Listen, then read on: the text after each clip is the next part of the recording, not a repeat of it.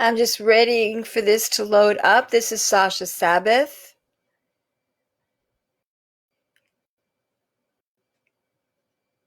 There we go.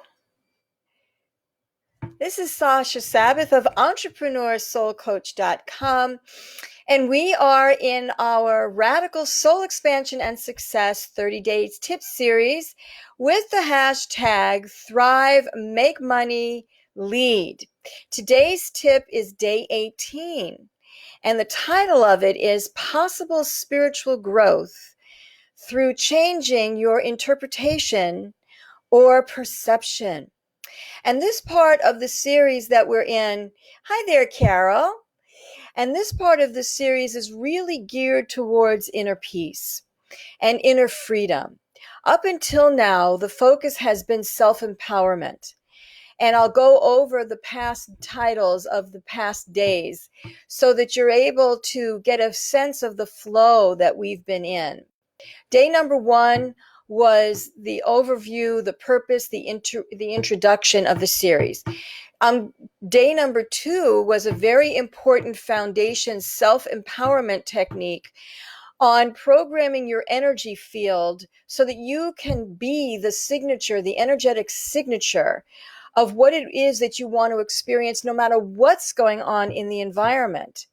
Day 3 was a grounding, a very important self-care technique so that whatever is happening in your outer world or your inner world of moods and thoughts and behaviors, by grounding and establishing your personal space, you're able to be more in your power and take care of what is at hand. Day number 5 was a Q&A. Day number 4 was a watch party. Day number 6 was disconnecting from the toxic collective consciousness, which meant, again, it's a self-empowerment perspective because what you're doing is, yes, you are aware of other people's or collective consciousness views and thought forms and attitudes and programming, but you don't necessarily have to be at the effect of it. That was day 6. Day 7 was a really important technique of how to get unstuck and into action when you are not able to move yourself, motivate yourself, guide, direct, catalyze, amplify yourself in the way that you need to. Day number 8 was using a tool, an energy field protection tool that acts like a guard dog, acts like a security radar, so that when there are energies or situations that are coming at you, this is a tool that will help you to buffer from those situations and to move ahead while still being very responsive and very receptive to what is going on. Day 10 was an intuition and energy healing manifestation technique to accelerate you getting what you want. Day number 11, it was a day that we skipped. Day number 12 was an integration Q&A day where we went through an overview going all the way back to day 1. And I answered some questions here in the Light Leader group. And it was really fine-tuning how you can customize any of these techniques for what is true and happening in your life right now. So they're not academic. They really are hands-on. Day number 13, we started to get into bringing all of this information, gathering it up, and start using it to create your ideal day. That was day 13. Day number 9, well, let's see, I guess we skipped a day here. Sorry. Day number 9 was grounding and clearing the room or the environment that you're in. And this was a psychic, intuitive, energy, divine infusion technique, giving you the ability to really use the space that you're in, the physical location that you're in, so that it supports you and doesn't drain you, doesn't cause you to leak energy. So we're getting back now to this lineup here. Day number 13 was this programming and visualizing, claim, design, and program your ideal day. Day number 16 was taking it one step further. Claim, design, and program your soul aligned ideal week.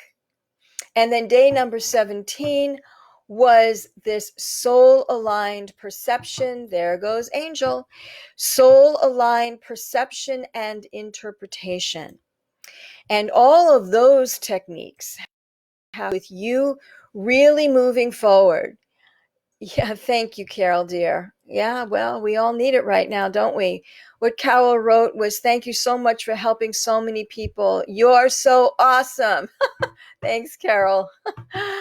I'd like to think that that's true. I just want to help. We're going through such challenging times right now, and it is possible to go through it and mitigate it with greater power. I keep coming back to that, to take greater charge so that you can access your spiritual guidance, be much more effective for yourself and for those whose lives you touch. So today, we're going to go one generation deeper on this approach to perception and interpretation. What I did in day 17 was I outlined what interpretation and perception can do to a situation and how it is born of our programming, how it is born of our beliefs, how it is born of our hidden agenda, or maybe our not so hidden agenda.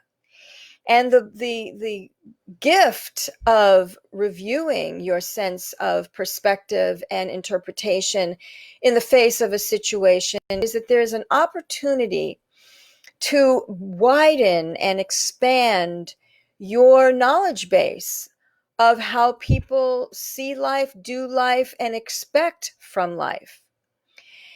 And then one of our members here gave me the suggestion, actually it was Lazarus Edge gave me the suggestion, that one of the tips go into greater detail on how to change your perception, how to change your filters of interpretation, so that what I took away from this person's suggestion was so that situations can become more positive, that they can have a better outcome. Yes, we do need you, especially during these trying times in all our lives. Thank you, honey. Thank you, Carol.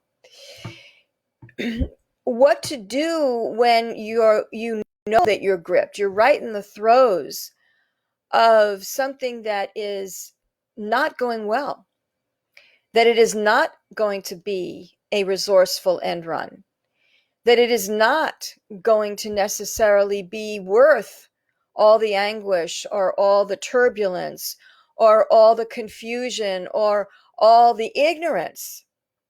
And so what do you do when you are locked down, locked in to your point of view, but you know on some level, maybe it's conscious, maybe it's underneath kind of percolating and you're not quite sure what you're feeling, but there's a distraction, there's a gnawing, there's a self-doubt, there's a concern that maybe the way you're looking at something is really not going to help. So that is the critical, pivotal, operative statement on what my point is for today. Yes, we have very strong beliefs.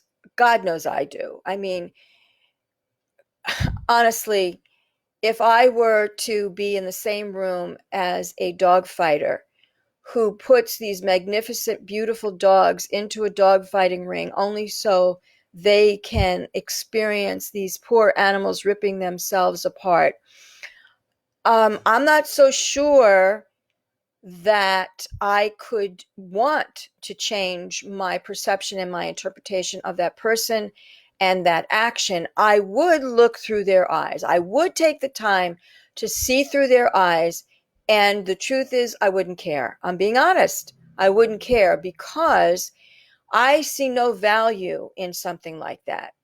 And so when we're looking at our view, perception, our orientation, our reactions, our self-reflection, the things that become our safety safety rafts, our SOS rafts, would be the following. I'm going to take a drink of water, just a second.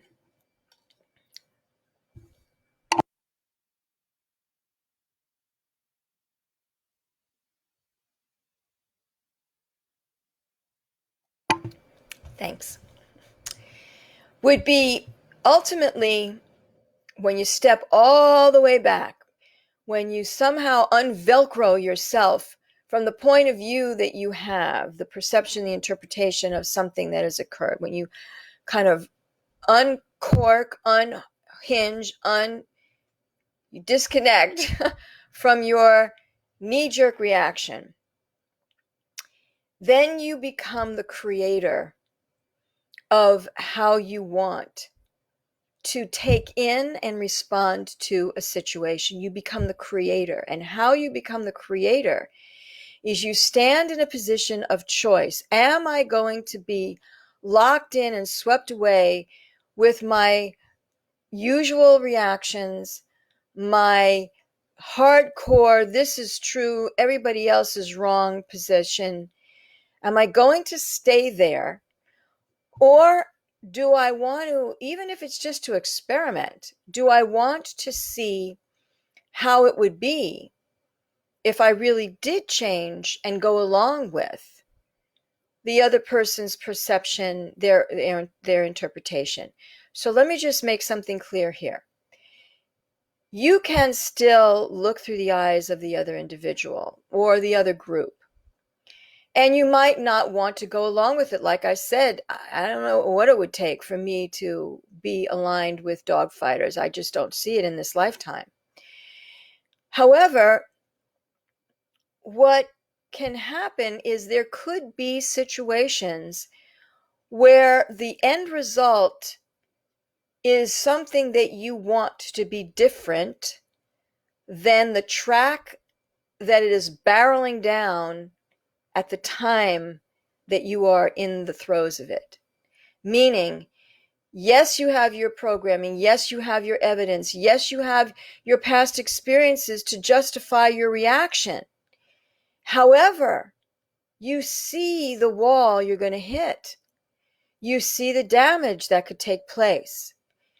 You see the pain, the suffering, the worthless destruction of a relationship, of a scenario, of a resource, of a cause, of a mission.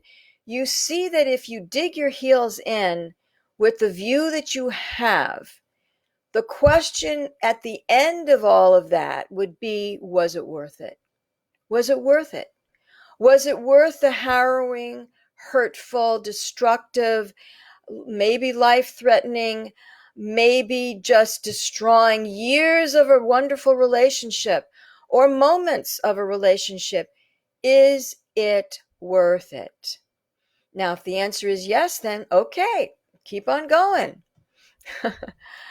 But if there is a part of you that has stepped back, as I said, has disconnected, uncorked, unvelcroed yourself so that you could be more the observer and more the creator of how you want a situation to go, that's when what I'm about to say becomes very valuable for you. So here are some of those components. The question becomes is, do you care? Do you care that if you stay on the track that you're on, even if you think you're right, do you care that the wake of it all, the aftermath of it all, is going to be pretty sad, nasty, painful, maybe life-threatening, or some kind of result that if you do step back and evaluate, you see this is not worth it. I might be right. I might have all the evidence in the world to say that I'm right, but to have this end result be the gift at the end of it, no, I'm not going to do this. So that would be one. to ask yourself, do you care? Do you care what you are pretty sure would be the likely end result? Do you care? And again, if you don't care, hey, keep on going. If you do care, then the inner spiritual work has begun, which is why I say in this title, possible spiritual growth by changing your perception and your interpretation, because that means you need to take a look at yourself and either be less arrogant and more humble, or recognize that your views are somewhat narrow because you just haven't had certain life experiences, and you need to take into account what other people's life experiences might be. Sorry. Whatever it is, there is a self-reflection, introspection, inventory taking that has to start like right away when you see where you're headed.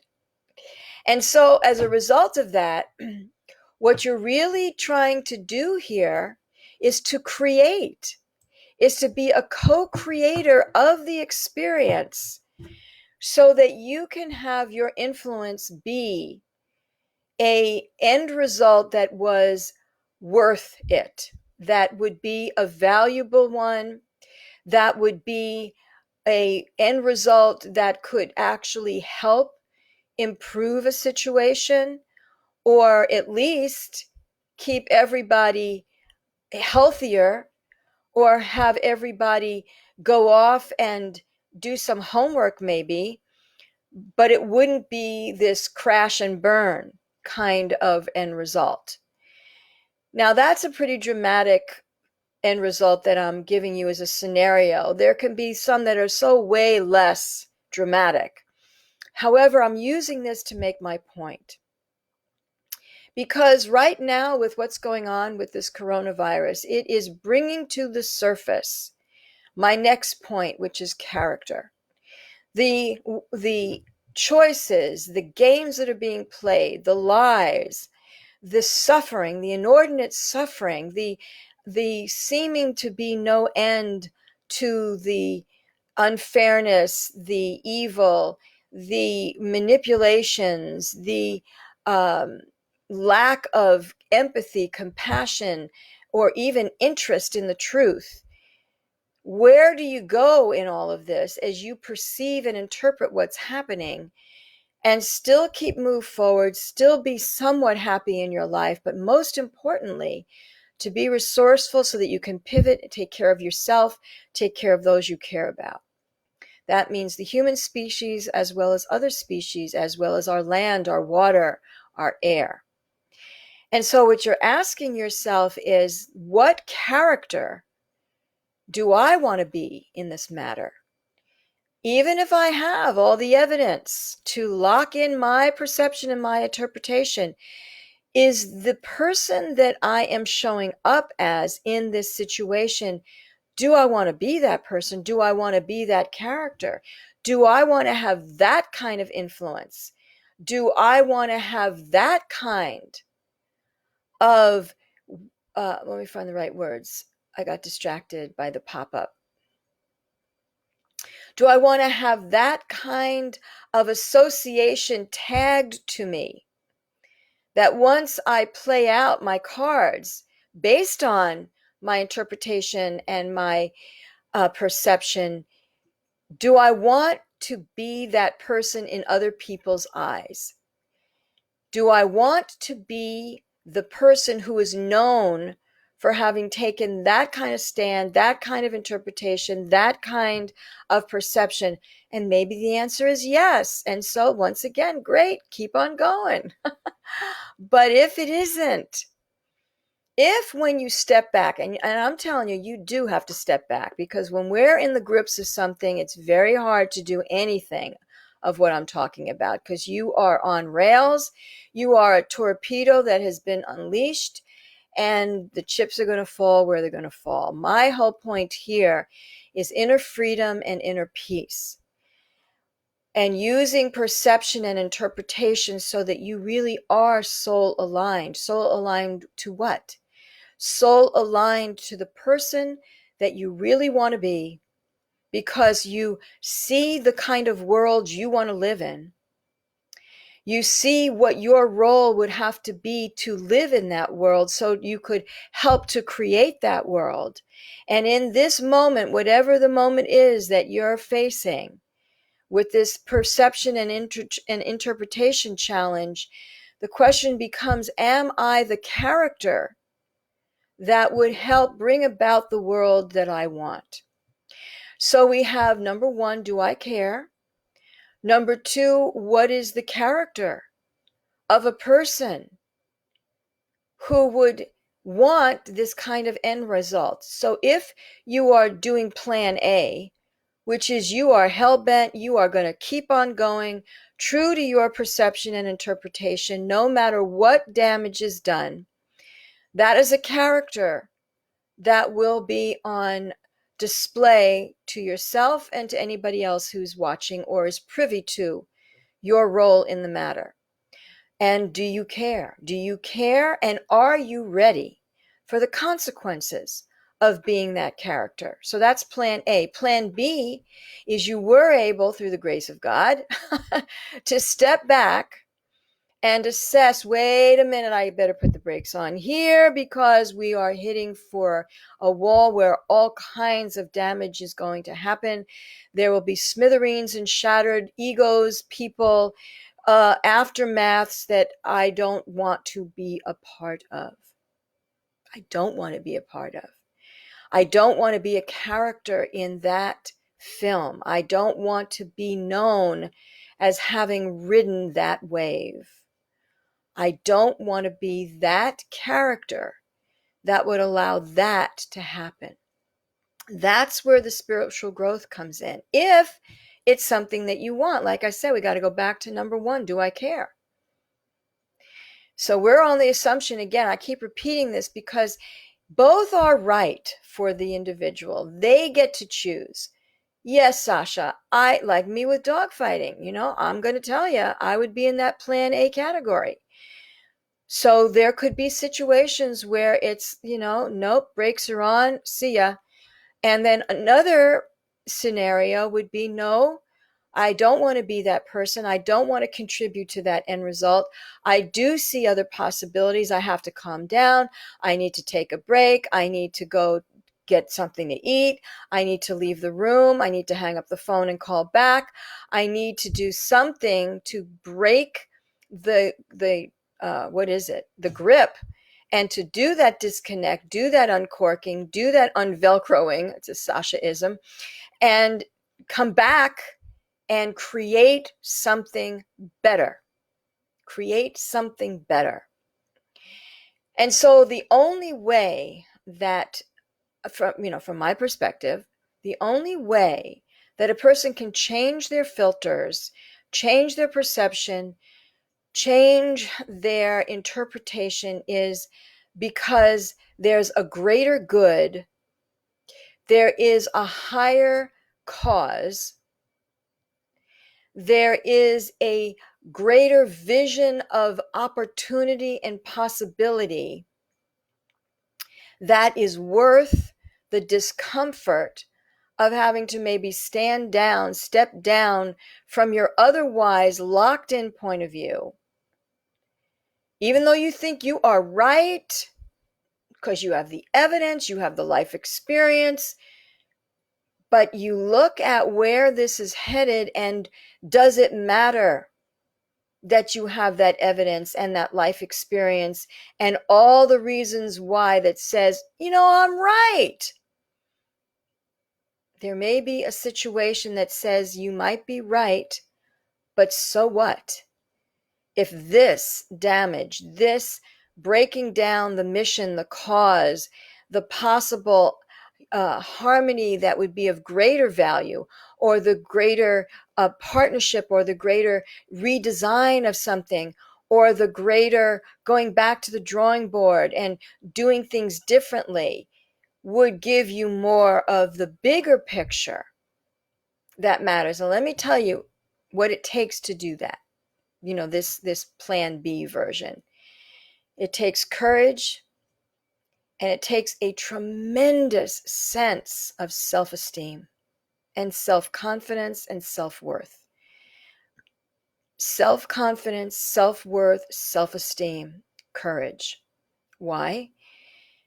Because if a person is afraid that they're going to lose their identity by being cooperative, of being malleable, of being willing to try something else, there's a real fear that they're going to lose their credibility, that they're going to lose their identity, that people are going to abuse, exploit, and run you over because you let go of your position in that situation.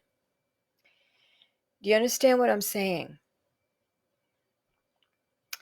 If your sense of power and your sense of identity is to be rigid, locked in, nobody's going to change my mind, if that's going to be your sense of purpose and power, that may not work in your favor.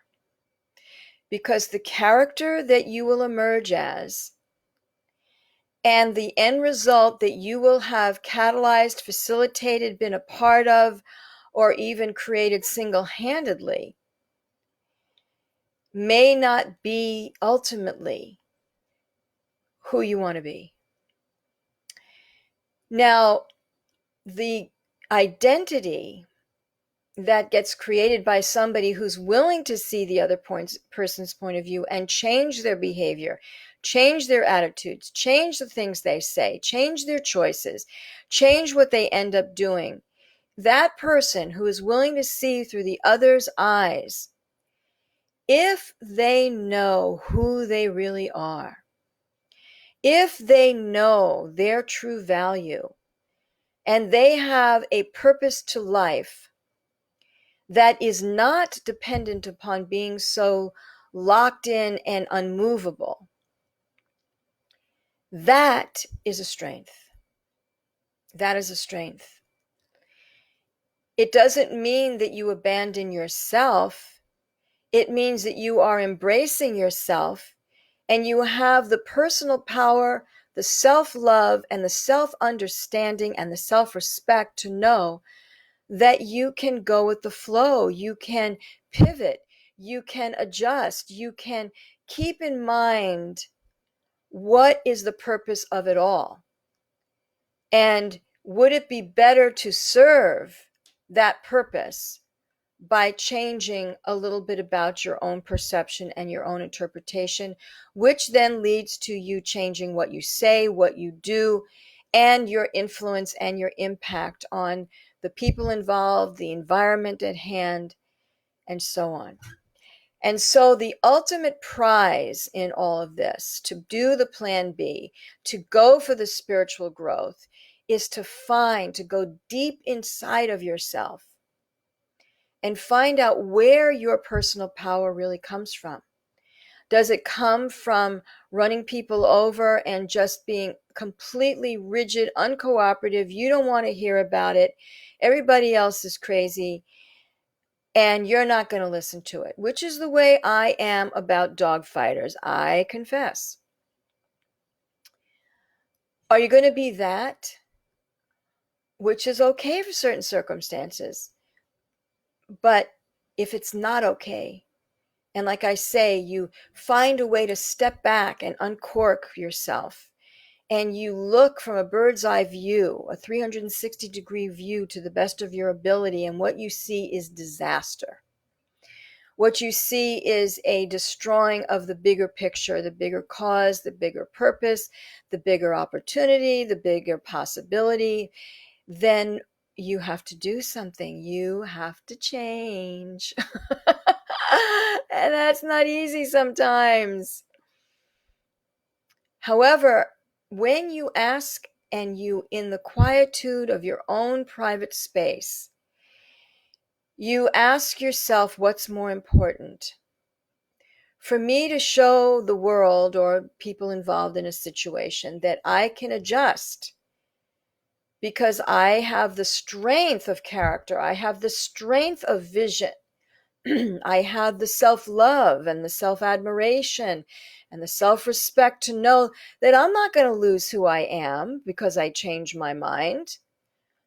I'm not going to look or be a doormat or somebody who loses credibility if I change my mind and go along with the program of the other people, unless you have abandoned yourself. Because I am not saying ever, ever, ever that you should violate your values or your standards. That's why I say plan A could very well be, hey, I'm going to be this way. And I'm going to say it again ad nauseum. What's the scenario where you can count on me to be like plan A? Dogfighting. So it really comes down to a person's self-reflection on what they think is the source of their power. Is their power anger, manipulation, controlling other people, that power over concept? Is that where their power comes from? Is their power driving with divisiveness and hatred like what's going on in our country right now? Is that power? Is it power to raise radical fear in people? Is that power? It might be, but it might not be. Is it power, true power, to rob people, to lie to people, to manipulate people, to promise, promise, promise, and then rob it, take it right away, pull that rug out from under them? Is that power? I think you know my point of view on that one. No, it's not. It's just manipulation, abuse of power, maybe abuse of a position, maybe abuse of some kind of authority. I don't know. You get the picture. The point is, you have to come, we all, not you only, we have to get to the point where we can find, just for our own inner peace and our own inner freedom, what really is a powerful position in a circumstance. Is it the power of cooperation and partnership and listening to all sides and redesigning how things are going? Or is it to slam the door shut and say, I'm out of here, I'm taking my marbles and I'm going home? And again, situation by situation, both plan A and plan B might be appropriate. So the reason I brought up this whole discussion was because, as I said, one of our members here in the Light Leader group, Lazarus Edge, presented the quandary of, well, what happens if you are so locked in and you are in the grips of your life experience and your valid reasons for taking the position you have, but you also, I do see the horizon, and the horizon is going to be a bad outcome. What do you do? So I hope that the distinctions I gave you here, when you listen back to this recording, will in fact give you some room to breathe, room to be able to imagine, what could you possibly do when the emotions are running high, when you might be under fire, literal gunfire, or just emotional, psychological, or physical fire of a situation, like if you're on stage and I'm a spiritual business mentor, healer, psychic intuitive for business owners and community thought leaders and people who have very strong commitments to their causes and their mission. So what happens if you're right there on stage, if you're public speaking, or right there in the middle of a meeting, and you have to make your decisions of how you're going to vote, essentially? Literally, how you're going to vote in terms of literal vote, or what your choice is going to be, which means that you voted in your mind. You're either going to do this or you're going to do that. So what happens when you're under fire like that? My hope was that in this particular training, you're seeing, okay, thank you, Lazarus Edge. Just a second, I'm getting an important message. Okay. I used your example, Lazarus said. You were a great contribution to the content of today's training. My point here is that there are times when you have to lock in on your seatbelt and just go with the ride that you're on and have the depth of character, the sense of accountability and responsibility, and the sense of commitment to you claiming your part of any situation's outcome. Because people who will not admit their accountability are cowards. They are passing the buck. I mean, that's just the way it is. If they're not willing to see the role they played, where they are partly responsible for an outcome, then they're cowards. And they've got some fears, and they have to go to the drawing board and perceive what it is that is truly the source of power within them, the source of purpose within them. And it's okay if they want to go in the plan A position. It's okay. We all have our right to be the person we want to be. The key is, though, we have to pay the price, whatever that is. It might be a gift price or it could be a painful price. And that's everybody's right. It is their will. Ultimately, the question goes back to what I said 30 minutes or 25 or 20 minutes ago. Do you care? If you care, then plan B is necessary. You have to step back and find your self-respect, your sense of power, your sense of purpose of who you are, the character, standards, and values that you stand on and will not shift off of, and determine, can you pivot, or would you pivoting be an abandonment of yourself? That's really what it comes down to.